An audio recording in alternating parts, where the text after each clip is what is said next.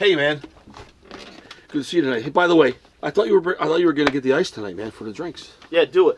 What I was gonna do, what I'm about to start doing is like I'm just gonna. When I said that we're gonna get banned, that's just I'm gonna say some absurd shit every episode now.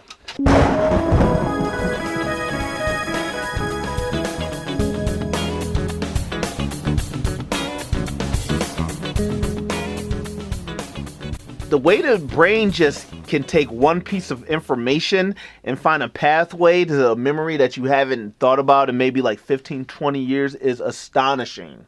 Like, it's truly amazing. That's one thing that I tell everybody. If you really want to improve your life, you need to learn about the brain. You need to learn how the brain works so like you can start understanding like how you can actually exploit it to your benefit. Like, I always tell people this. One book that changed my life, and I've brought this shit up before, I'll continue to bring it up for the rest of my life. Evolve Your Brain, Dr. Joe Dispenza. Phenomenal book. Hell of a writer. He's been doing a lot of good things lately, too. Yeah, no. Hell of a writer. He's been doing a lot of good things. And it's just, for anybody that wants, like, a layman's termed book where they can really understand how the brain operates, I recommend it highly. Top 5 books I ever read in my life. Changed my life. This book literally changed my life. Yeah, it's about number 3 or 4 in my stack of stuff I'm reading right now, and it's all on your thoughts on it is what caused me to go out and get a nice used copy at the bookstore in town. And I'm really looking forward to see what else he has to say when I'm done with that, because didn't he release a newer book fairly recently too? I think you were talking about a new book recently? Yeah, Supernatural. And it's really about like how to it's not as pseudoscience as it sounds, but it's really about how to like push the levels of like, developing memory and truly non-fiction stuff. Yeah. Yes, not no sci-fi shit, but shit that's actually attainable in real life. How to really master your emotions, how to really calm down. So like it's another phenomenal read. He has 4 books out, and I recommend them all. Fantastic. And you met him locally, I guess, right? Is that the fellow you know locally? No. That's my buddy James D. Nicolantonio. Okay. He's also has 3 books out as well. His first book was The Salt Fix. Sure. The second book was Super Fuel, and then the third book, which I just bought, is about longevity. There you go. Well, we'll have him on as a guest in the future, so I think people will absolutely get a real charge to speak to that gentleman. He's a very smart guy, knows his stuff. That's pretty cool. Yeah, so I was also thinking about, like, earlier today when I bumped into you, we were looking at some stills. We saw some stills from the original, one of the movie posters from the silent era Hunchback of Notre Dame film. Yes. Wasn't it pretty amazing that it was a color imagery? It looked very artful. It was just amazing. It was phenomenal. It struck me. It captivated me. Like, I couldn't take my eyes off of it when I seen it, and I was just, like, blown away. Art. Everyone needs art in their life. Oh, they do. Like, everybody needs art in their life. Everybody needs to understand what beautiful things are. Like, you need a sense of that, because like the world can be ugly sometimes, but you can look at a beautiful piece of art, even architecture. Like you can look at an amazingly constructed building and just be blown the fuck away. Oh, art has the tendency to cause such a positive feeling in your mind. And if you go to a gallery, let's say a professional gallery, they have it lit well. So you're actually seeing exactly what the brush strokes were, the color, the pigmentation he was using. They have booze now. Like you can go in there and there's a wine tasting and shit. You know? The Albright? Yeah. They have booze and shit now. We get to drink booze sometimes. Isn't that crazy? Well, how about like the what's it called? Is it a Regal? I'm not sure what the hell. The theater downtown. No, the one downtown. Wine and beer. Yes. We just gotta go hang out on Saturday and like watch definitely gotta go. Movies or something. No, that's pretty amazing. You've seen some of the other old posters that used to come out from the early days of films, in the 30s and the 40s.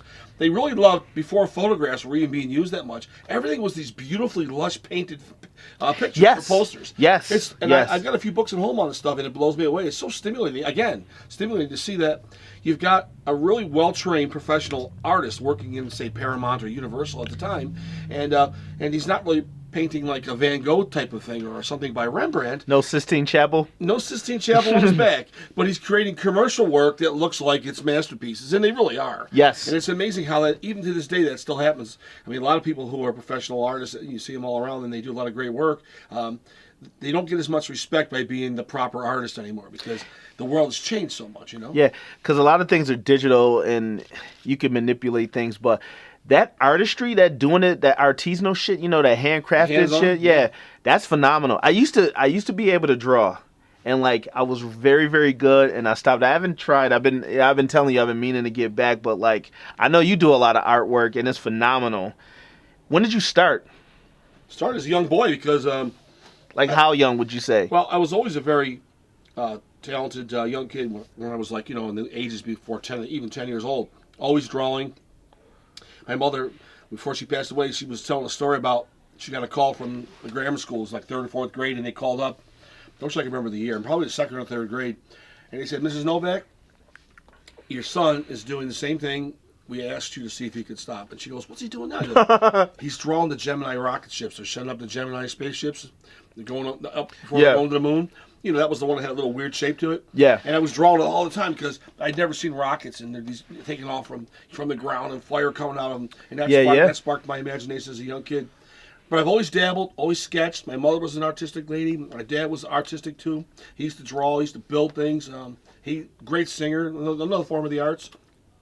But as I got a little older and we opened the comic store up in August of 1969, I was like 11 and a half years old then. You know, most young males and females, but mostly young males were reading comics during that period.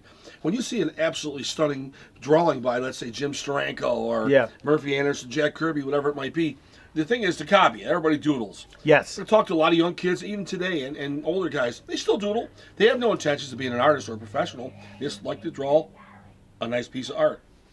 What was that noise? I don't fucking know. Yeah. Like even to this day, young people that come in the store and adults, they always talk about, hey, I was sketching this new cover that you know, Alex Ross did or whatever it might be.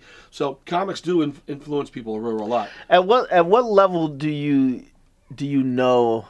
I guess it's hard to quantify that, but you can kind of tell that somebody's a great artist and then somebody's not so great. Well, like, is it a great divide between as far as talent goes? Well, yeah, there are a lot of people who can draw like a full drawing, legs, hands. Maybe it's a dynamic pose as a superhero. It could be a hand on a tree. It could look like it's an outdoor scene.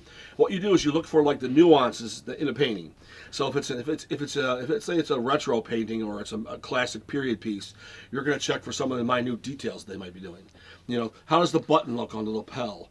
Okay. You know, things of that nature. So sometimes you look at the eyes because all the detail of an image of a human being is all sold by the eyes and stuff. It's the forehead can get a little bunched up and you get the look of the eyes. If the drawing is not matching up with the look of the face, that means the person didn't really notice when he was copying it from a model when he was doing the painting, because he obviously did not get what was there. You know, when you see a painting and everything's in place, no matter what year it is, that is a true artist. He really knows what he saw what he was doing. It's almost like a visionary thing. Gotcha. You see it in your mind's eye, and you know exactly how the light's playing off of the the costume, whatever it might be, or with a superhero. You know, you want to make sure that Captain America his A doesn't look like that, or where did the little wings go on the side of his head? So that kind of thing. Yeah, I'm definitely with you. Yeah, that's kind of amazing to this day that Captain America's got the little wings of an eagle on his head. I fucks with it. Yeah, I love it. I fucks with it. There's this girl, I don't know her, and I kind of don't want to know her, but she is like so fucking attractive. No, she come out. This is a physical woman that I see and that I talk to maybe like once a week. I want to say she's like mid fucking 20s.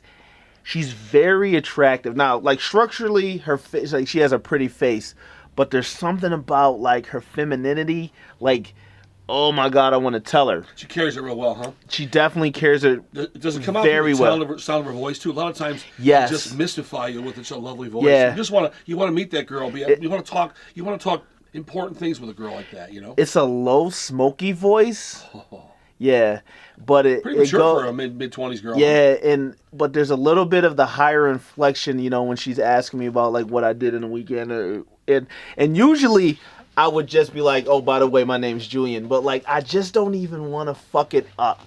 When she asks you a question about your weekend, does she actually genuinely like look you in the eyes and say like, yes, tell me how the weekend was? Yes, like she really is interested in you. Yes, and that gets me because I'm like, this human, and that gets everybody. Oh, sure. I'm like, this human being is paying attention to me and is generally interested in what I have to say. That's a great feeling. No, it's a phenomenal feeling. I run into that too sometimes. You know, I try to be outgoing. You are too. Yes. So when you talk to people, you get great feelings from people in general. I mean, sometimes it's that little crush thing, right? Whatever you're having. But a lot of times I talk to, different people I see in my stops in the morning, whatever it might be. And, women will just blow me away. They're just amazing to talk to because they lighten up. They got a sense of humor. They're jib-jabbing back with you and stuff. It's a lot of fun. With guys, you know how guys are. It's okay, but it's a different thing. Women and children especially, and are so unique the way they act. They just blow me away when parents bring kids in the shop. And I talk to all of them. I just get a kick out of it. Give them a free comic. They're like blown away. The simplest things in life make that kid's never going to forget. You can learn a lot from children. That's true. Like it's crazy, but you can learn how to be like a decent adult by watching a kid. That's right, because they haven't been ruined yet. So they have not been ruined yet. You know, right. like they kind of have like the empty slate for behavior. Yeah, there's no sanctimoniousness. There's nothing. They're not pretentious. Yep. They engage everybody. And when you see a kid that's very talkative, and he's got a lot on his mind, that's a kid that you push. Whether it's a girl, whether it's a boy, like you push that kid because that brain's going, and you want them to. Yeah, like, you got to feed it up like you got to feed it like you're feeding you're feeding grass to a cow or something. Yeah. You have to constantly ingest. And I love knowledge. burgers. Shout out to fucking Five Guys. Let's go to Five Guys this weekend. We're talking about this chick, and all of a sudden we're at food again. Yeah. I fucking love Five Guys. Like. I was at a, I won't say, but it was a chain fucking place. And like, and I've never had a problem with this fucking place. And the burger wasn't correct. And I was just like, what the fuck? It was not Five Guys. I should have went to Five Guys, whatever. But it wasn't correct. And I was just disappointed. Well, if your heart is set on a tasty burger that's just juicy and they're made the right way with the right condiments. And I had to taste in my mind how I was supposed to taste, and I tasted it. I'm like, what the fuck is this shit? Why did you cut short what your original thought was going to be? Why did you not go to the place you were? You were near it, right? Or was it just a spare moment? It was like, if I'm always going to Five Guys, I might lose the taste for it. So I'm like, let me go get a different burger, And they didn't do me right. They didn't take care of me. Well, that tells you, if you can't find a Five Guys and you're going down the boulevard, you go to DeBella Subs or something. Yeah, fucking DeBella Subs are fucking good, too. So you can't beat that out there, because there's another Five Guys somewhere near Tonawanda. Not Tonawanda. I think it's there's one on Delaware. Oh, yeah, near Kenmore there. There's one in the Galleria Mall. There's the one on Niagara Falls Boulevard. I dig them all. Yeah, I heard today that just recently, maybe within the last half a year or so, that chicken is eaten the most in America right now. Yeah, I can see that. They say the big push it got was fucking wings. Well, the wings are I'm outrageous with the wings, yo. Yeah, you single-handedly make wings popular. But they were saying, listen before we wrap this up here.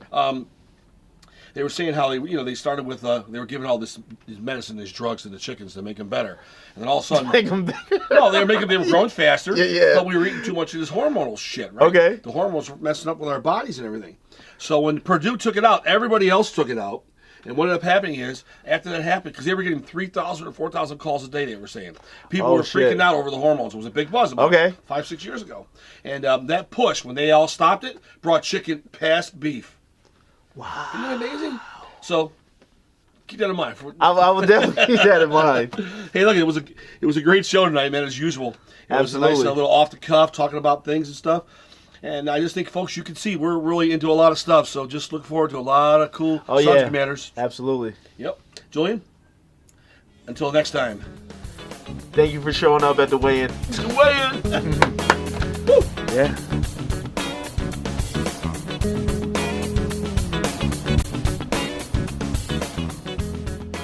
Like a running joke. I'll save it for the podcast. Save it for the podcast. What do you want to start with shit. I don't think we picked it up, but we've had the air conditioner on. Did you switch this? You sure? Yeah, it says 17 minutes. Okay. I got the air conditioner on.